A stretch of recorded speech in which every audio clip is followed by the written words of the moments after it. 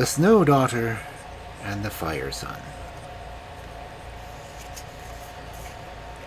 There was once upon a time a man and his wife, and they had no children, which was a great grief to them.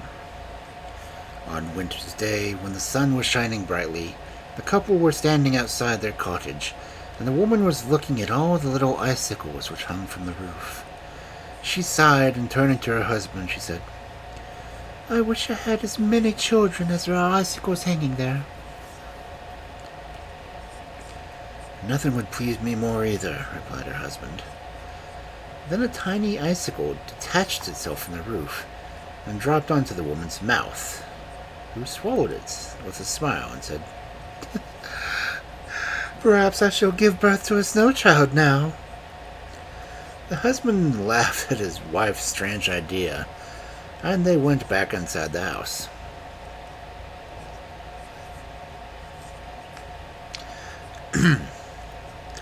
But after a short time, the woman gave birth to a little girl, who was as white as snow and as cold as ice. If they brought the child anywhere near the fire, it screamed loudly till they put it back into some cool place. The little maid throve wonderfully, and in a few months she could run about and speak. But she was not altogether easy to bring up, and gave her parents much trouble and anxiety. For all summer she insisted on spending in the cellar, and in the winter she would sleep outside in the snow, and the colder it was, the happier she seemed to be. Her father and mother simply called her our Snow Daughter, and this name stuck to her for all her life. One day her parents sat down by the fire, talking over the extraordinary behavior of their daughter, who was disporting herself in a snowstorm that was raging outside. The woman sighed deeply and said, "I wish I'd given birth to a fire son." As she said these words, a spark from a big wood fire flew into the woman's lap, and she said with a laugh, "Now perhaps I shall give birth to a fire son." The man laughed at his wife's words and thought it was a good joke, but he ceased to think it was a joke when his wife shortly afterward gave birth to a boy, who screamed lustily till he was put quite close to the fire, and who nearly yelled himself into a fit if the Snow Daughter came anywhere near him. The Snow Daughter avoided him as much as she could, and always crept into a corner as far away from him as possible. Parents called the boy simply our Fire Son, a name which stuck with him all his life. They had a great deal of trouble and worry with him too, but he throve and he grew very quickly, and before he was a year old he could run about and talk. He was as red as fire and hot to the touch, and he always sat on the heath quite close to the fire, and complained of the cold.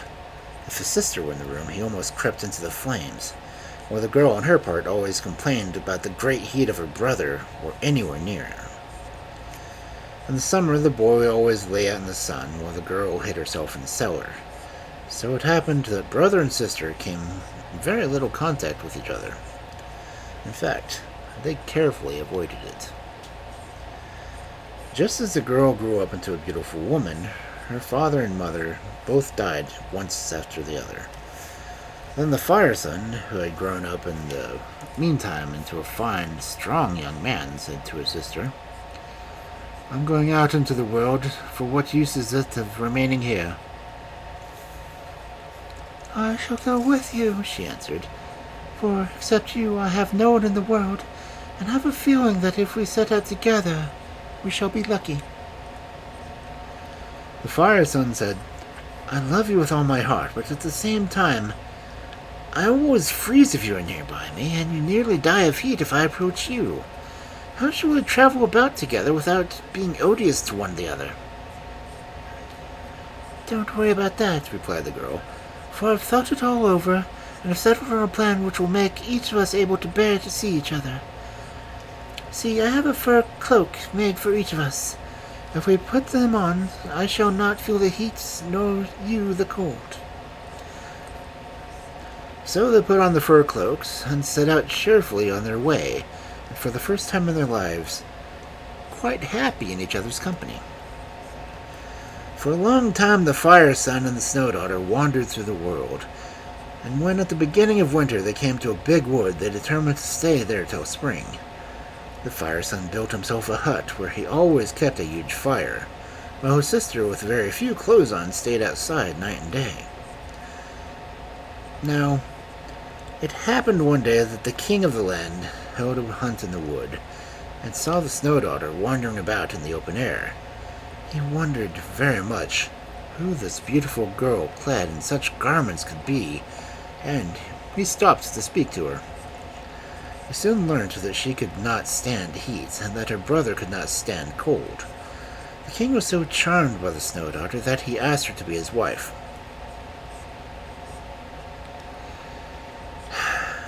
Kings. The girl consented, and the wedding was held with much state. The king had a huge house made of ice made for his queen underground, and so that even summer did not melt it. But for his brother-in-law he had a house built with huge ovens all around it, that were kept heated all day and night. The Fire Son was delighted, but the perpetual heat in which he lived made his body so hot that it was dangerous to go close to him. One day the king gave a great feast and asked the brother-in-law among the guests. The Fire Son did not appear till everyone had assembled, and when he did, everyone fled outside to the open air, so intense was the heat he gave forth. Then the king was very angry and said, "If I had known what trouble you would have been, I would have never taken you into my house." Then the Fire Son replied with a laugh, "Don't be angry, dear brother. I love heat and my sister loves cold. Come here and let me embrace you, and then I'll go home at once." Before the king had time to reply, the Fire Son squeezed him in a tight embrace. The king screamed aloud in agony, and when his wife, the Snow Daughter, who had taken refuge from her brother in the next room, hurried to him, the king lay dead on the ground, burnt to a cinder. When the Snow Daughter saw this, she turned on her brother and flew at him.